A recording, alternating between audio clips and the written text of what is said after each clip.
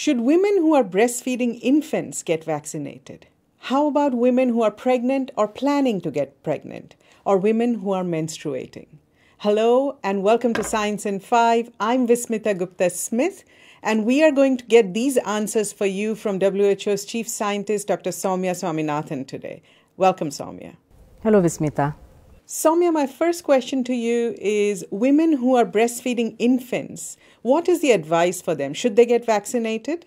Yes, the answer is yes. So women who have given birth and who are breastfeeding their babies can take the vaccine, should take the vaccine when it becomes available to them.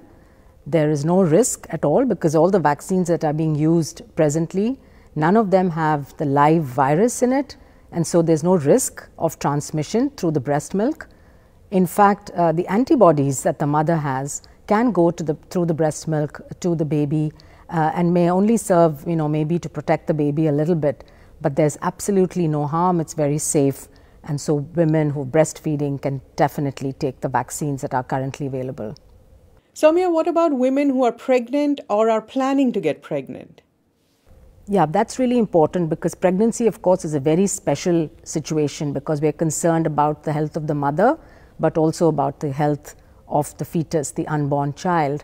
And so any drug or vaccine that is administered during pregnancy, we always take special care to make sure that there is no potential safety concern or any adverse event.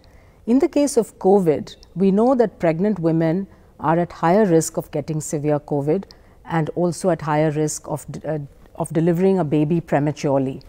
So in situations where there is a lot of COVID transmission in the country and the woman is exposed to it, or if she's in a profession like a healthcare worker or a frontline worker where she's at especially high risk of acquiring the infection, the benefits of getting the vaccine definitely outweigh the risks, particularly since the platforms that we used currently for vaccines are the mRNA platform, inactivated viruses, or the viral vectored platforms or subunit proteins. None of them have a live virus that can multiply within the body and that could potentially create a problem. So I think it's important that pregnant women in every country be explained the benefits versus the risks and be offered the vaccine if they would like to take it, and it's probably the right thing to do in many situations, as I said, where the pregnant woman is at higher risk of getting the infection and where the vaccines would bring more benefits. Soumya, should women get vaccinated when they are menstruating? So there is nothing scientifically to really come in the way of a menstruating woman taking the vaccine, apart from the fact that she may feel a bit tired. But if that's the date on which you have a vaccine appointment and you happen to have your periods, there's absolutely no problem in going ahead and getting the vaccine. Soumya, we hear a lot of misinformation about vaccines and fertility and infertility. Could you please explain the science behind this?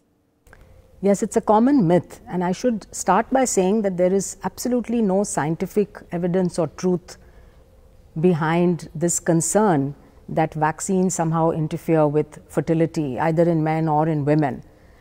Because what vaccines do is they stimulate an immune response against that particular protein or antigen of that virus or bacteria. So in this case, the COVID vaccines stimulate both antibody response and a cell-mediated immune response against the spike protein of the SARS-CoV-2 virus.